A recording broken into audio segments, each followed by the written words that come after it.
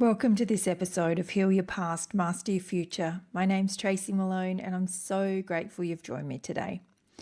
In this episode, I really want to speak directly to those who carry some deep shame and deep regret for the choices that you've made during your life. And I want you to understand that those choices have probably come from you being in survival mode. Whether it's tolerating mistreatment, staying silent, doing things that you never actually thought you would ever do. I really want to help you have a reframe today and a deeper understanding of yourself from a trauma-informed perspective. And so let's get into this episode.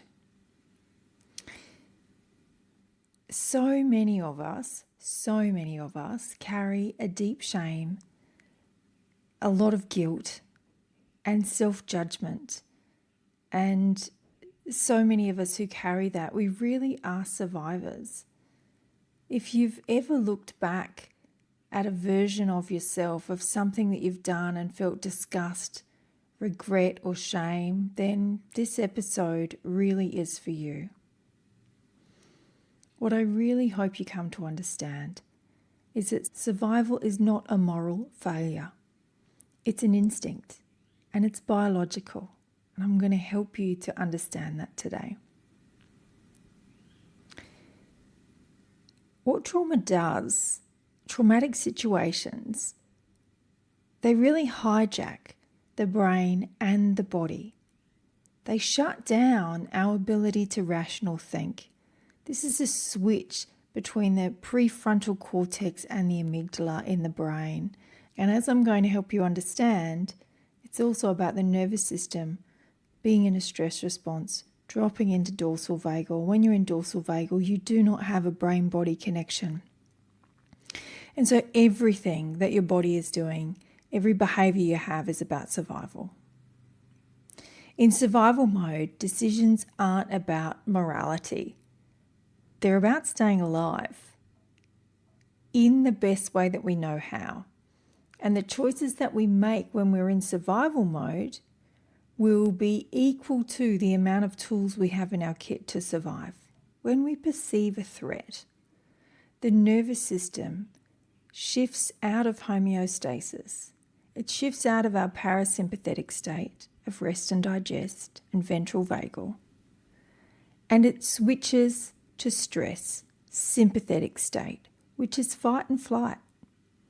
And if it doesn't get to mobilize from that stress state, if that stress state does not get mobilization, then the nervous system then downregulates into dorsal vagal, which is freeze, fawn, and dissociate.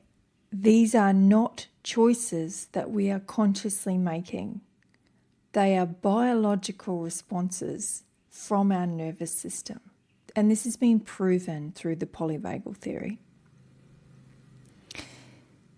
The main reason that we downregulate from safety homeostasis down into a stress response and then down into dorsal vagal is the tone of our vagus nerve. The vagus nerve is the key to so much of what's happening to us, and it's also the key to us making amazing change.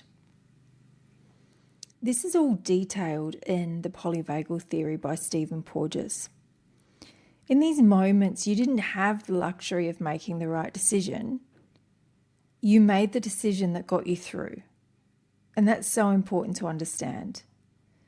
Everyone reacts differently to the same threat. No two people do exactly the same thing. We all are an accumulation and a result of our childhood and the parenting that we received and how that built our inner parts, our feeling of safety, and our nervous system. So how we all treat the same threat is really different. And let's talk about why some people shut down and others fight back. And let's have a look at this. So just say you're walking into your home. You're out the front, you're walking in, and maybe this neighbor startles you by making a noise. Someone with a strong vagal tone and someone with a secure attachment from parenting, from lovely parenting when they were a child, or maybe they've created secure attachment within them from healing their own trauma, they would be startled at the noise. The neighbour startles you with a noise, and then you would do something like pop a hand on your body and go, whew, that was a bit scary. It's okay. It's just the neighbour. I was a bit startled, but I'm safe. It's okay. Your heart rate slows back down. Your body goes straight back to homeostasis into the ventral vagal state, and you're okay. And you just move on with your day. Say you're about to go inside and get some work done. You work from home. You've got a full day of work ahead of you. You walk in, you get your work done, and you move on. Someone whose vagal tone isn't great, someone who's got a history of trauma, who doesn't have a secure attachment but is working on themselves and doing a bit of work. So they're walking into the house, they hear the noise and they're like, whoa, that startled me. And they enter that stress response of fight and flight. And then what they're able to do is think enough to mobilize that fright. And they're able to go, whew, I need to shake that off a bit. Maybe I'll just go for a walk around the block. Maybe I'll phone a friend. Maybe I'll go inside and I'll make myself a little bit of lunch to help calm my nervous system down and put some good nutrients into my body. Maybe I'll do something else. They mobilize that fear, which brings them right back to homeostasis, which brings them back into their parasympathetic state. And then they're able to get on with their big day of work at home. Now, someone with a very low vagal tone, who does not have secure attachment, who has not been able to work on their trauma, or maybe you've done talk therapy for years, but you haven't used a body up approach and you just don't feel like you're really getting anywhere. You get the fright, you get the startled noise from next door. Now you're driving home and you're thinking, I'm going to get into this big bit of work. Maybe you've just dropped the kids off to school. You're about to do this big day of work and you get startled by the noise from your neighbour next door. You don't have the strength to mobilise your stress response. So when your body goes into that sympathetic state and it goes into fight or flight, you don't have the tone in your vagus nerve. You do not have the strength in your nervous system. You don't have the attachment to your inner parts to be able to go, oh, it's okay, we're good here. What happens instead is you now drop and down-regulate into dorsal vagal. And when you down-regulate into dorsal vagal, what you will probably end up doing is going inside, saying, I'm not sure I'm really up to working today. Maybe I'll just sit on the couch and maybe I'll just watch that show on Netflix. Maybe I will just eat that really sugary food. Definitely. I'm not really hungry, but gee, I could go for a snack. And you choose something that's not nutritious. And you sit on the couch and you do nothing. And then you look at the time and you're like, oh my goodness, I've got none of that work done. And now it's time to go and pick the kids up from school. And during that time that you're snacking on the couch, the whole time you're saying to yourself, I probably should do that work now. I probably should get onto that list. I really probably should get this done. And I'm not sure why I'm not doing it. And you go into a bit of a shame spiral. If we were on the outside looking in, we would say, gee, that person's a procrastinator. They're wasting time. They don't have the drive.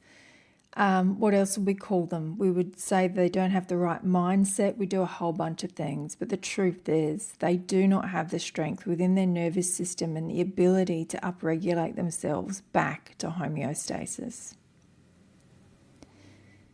And this is where so much of the personal development field can be quite detrimental to people who actually have trauma, because unless you know about what's actually really going on in your body and in your nervous system and in your inner parts, there are thousands of coaches in the world that are going to tell you that you're just a bit lazy and that you need to be held accountable and that you need to get things done. And this is why I'm a massive advocate for trauma-informed practices across every field. When we're talking about inner parts as well, shame comes from looking at your past self through the lens of who you are today. So it's really important that you start looking at yourself in a really different way and seeing yourself as all of the parts of you that got you here today. And instead of saying to yourself, oh, I should have known better, I really should have got that list done today, maybe you could see it as I did the best I could with what I had in that moment. Because this is literally scientifically true through the polyvagal theory. And with what we now know about biology and the nervous system through the polyvagal theory, I can tell you that this was not a choice that you just made to go in and sit on the couch and eat the chips and not do the work. It's a trauma response. Self-forgiveness is about seeing the innocence in your past self as well, because this was created back when your nervous system was not able to create the tone to find safety when you're a child. This also created inner child parts of us that felt insecure, that felt like they were not good enough. And the more you lean into things like personal development and accountability and the tick box of, in order to be successful, you have to be doing this and being productive and all of these things, you're going to be really beating up yourself and that inner child especially. Self-forgiveness is about seeing the innocence of your past self when all of this happened within your nervous system.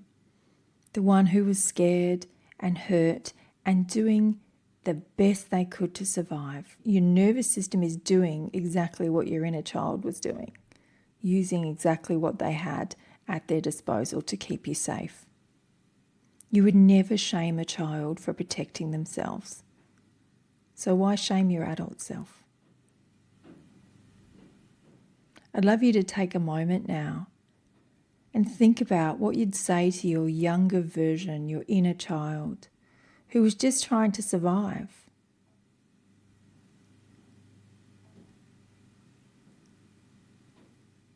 Meeting this need and having kindness and love for your inner child is one of the keys to healing.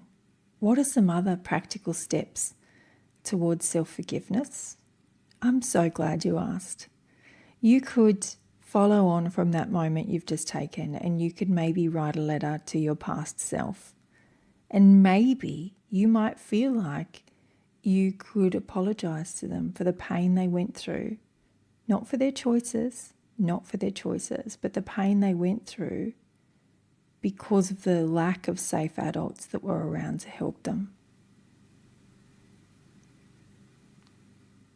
It's a really, really beautiful thing to do. One of the first things I do when I'm connecting with my inner child is I apologize for leaving them out there alone for so long in my nervous system. And so when I connect with them in this way, I'm so happy to see them. And the first thing I do is apologize. The very first thing I do is apologize.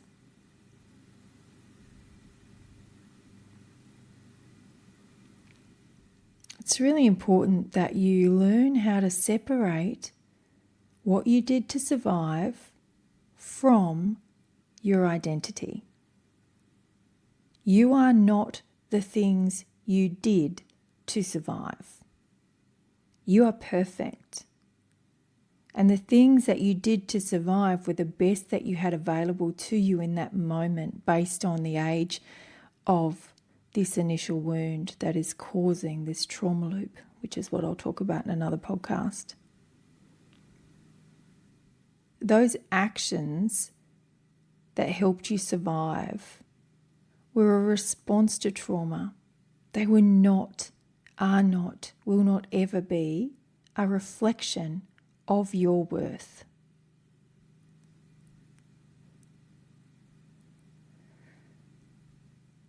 The invitation from here is, instead of rejecting your past self, you could integrate them. You could connect with them. You could help them to feel safe now, to feel loved now. You could give them what it was that they needed back at that moment of trauma. That version of you got you right here. It got you to where you are now. So now it's time, if you choose to thank them and to meet their need for safety.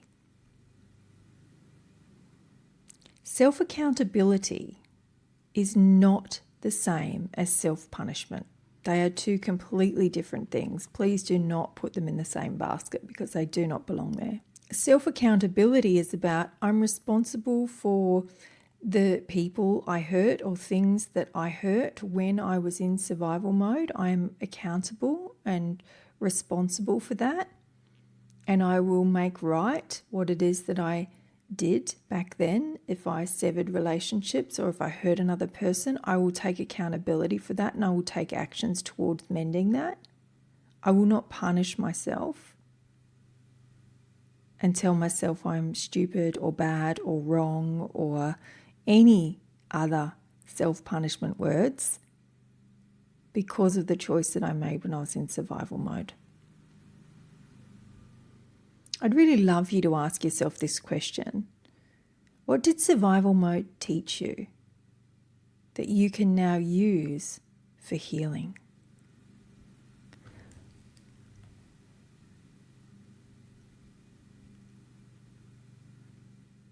The important thing to remember is that you don't have to carry this weight forever.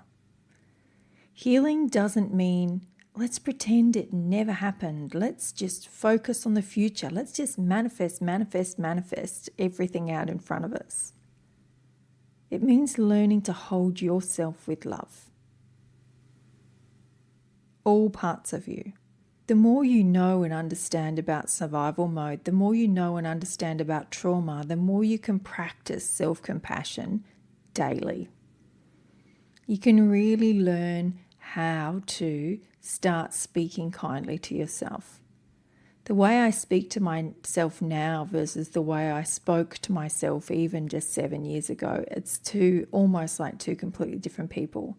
I refuse to speak badly about myself in any way, to myself or about myself. And I have to stop. A lot of times I will stop and I will pause and I'll get a bit stuck going, no, I can't say that. No, I'm not saying that. Nope, I don't believe that about myself either. Nope, I will not allow that in either. And I have to stop and I have to think, and I really take the time to pause and think about the words that I do want to say. And it's a practice and it comes with time. I'd love you to remind yourself, I am perfect exactly as I am. You are perfect exactly as you are. I can and will meet my inner need for safety. And just remember, you are worthy of healing. You always were, always have been, and always will be worthy of healing. And it can start at any time. It doesn't matter how old you are. I have people come to me in their 20s and 70s and everything in between. Age is no barrier to healing. It's not ever too late to start healing. If this has kind of resonated with you and you'd like to know more about what happens in your body, you're like, what is this polyvagal thing that you're talking about? You might like to come and join me in a webinar that I'm doing. It's called Reclaim Your Life, Healing Trauma with Polyvagal Tools. It's being recorded live on February the 27th at 10 a.m. and that's Australian Eastern Standard Time. The 27th is a Thursday and the cost of this is $10. It is something that I might normally pop up for free, but I really want you to commit to actually showing up and coming. I want the conversion rate numbers to be higher. And so I popped an innocuous amount on there so that there is a higher chance of you showing up because you're going to learn something and it's going to be amazing. And it really can lay a foundation to you taking big steps through your trauma healing. In this webinar, I'll be going through helping you understand what's actually happening in your body. For me, education has always been the key to helping my clients and helping everyone that comes across my work. And this is what I'm going to do for you in this webinar. I'll educate you about the nervous system, about polyvagal theory, and about parts at the same time. So all of these things that happen to you during trauma, and I'll help lay this foundation for you to understand what's going on. And you'll also work away with 3 polyvagal reset exercises so that you can start toning your vagus nerve today. And so if that sounds good, you can go to my website, www.tracymalone.co, and it's right at the top of my homepage. You can click on that. You might like to message me over on my socials on Instagram at @exotracymalone. You can send me an email. You can reach out to me whichever way you would like to. And what I would love you to understand today and know today is that you are worthy of healing. You always were and always will be worthy of healing. You simply didn't have the tools before, and soon you will.